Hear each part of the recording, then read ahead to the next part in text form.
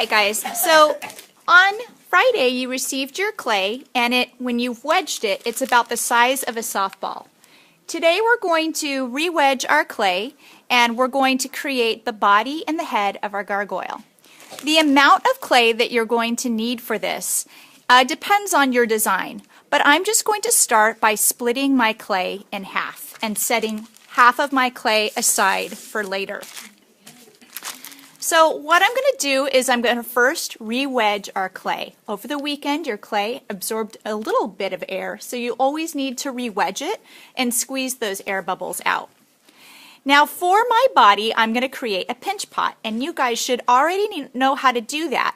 So what I'm going to do from my clay that I have right here is I'm just going to take like a ping pong ball size out of my clay, out of that half that I separated, and set that aside. And then with my other clay that I have, I'm going to create a pinch pot.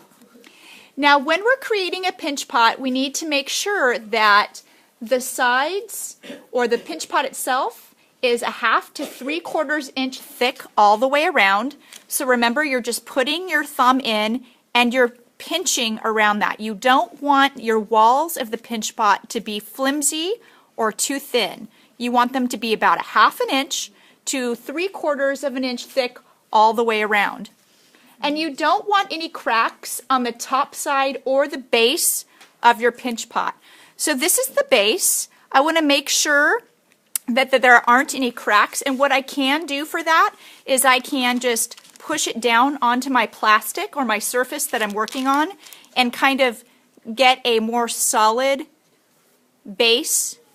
And then I also want to make sure that there aren't any cracks along the top, and I can smooth the clay, and hopefully your clay is still a little bit wet.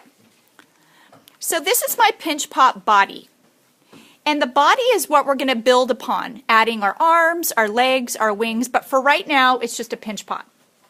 So now that I have that, I'm going to take my smaller ball of clay and I'm going to roll it into a ball. This is going to be the head, and it's a solid mass of clay.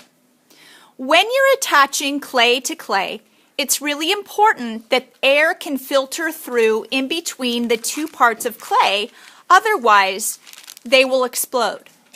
So the first thing you're going to need to do is you're going to need to score the surface that you're attaching. So I'm going to be attaching my head here. I'm going to score this clay. And there are tools in your caddy that you can do this. Scoring is just roughing up the surface and giving it texture. And then I'm also going to score the area of the clay that I'm going to be attaching. And I'm just doing a series of cross-hatching. And then what I'm going to do is fuse them together. Now typically with dry clay, you would need slip, which is a combination of water and clay. But your clay is really, really moist. What you should be able to do is simply stack these two scored pieces together, and then with your finger, smooth the clay over on all four sides to fuse these two pieces together. Because the head is a solid mass of clay, you are going to have to do one final step to ensure that your head does not explode off of the body while it's in the kiln. That final step includes getting a toothpick and lifting up the pinch pot and poking a hole through the base of the pinch pot so that it pokes through the head that you just fused onto, and you're creating an air passageway. So I've poked a ton of holes.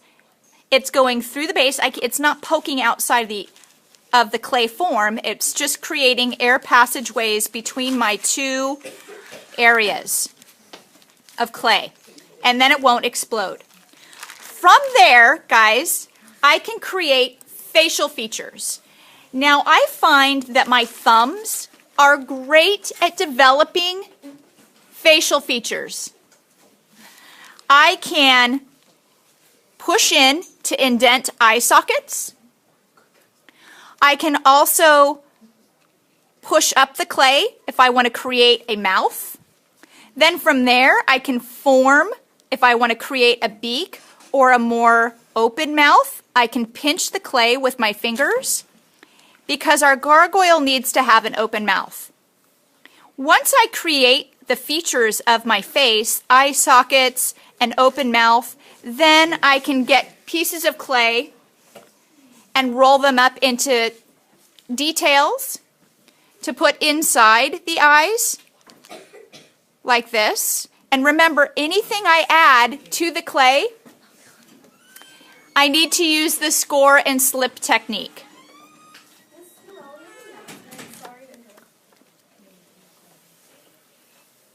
All right?